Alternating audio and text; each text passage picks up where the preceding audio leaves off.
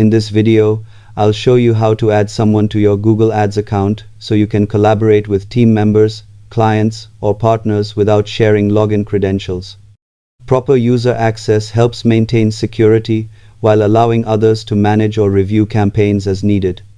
To begin, sign in to your Google Ads account and make sure you are in the correct account if you manage more than one. From the left navigation menu, click on Admin to open the account's administrative settings. Then select Access and Security, which is where you manage user permissions and account access. Inside the Users tab, you'll see a list of people who currently have access to the account. To add a new user, click the plus icon and enter the person's email address carefully so the invitation is delivered correctly.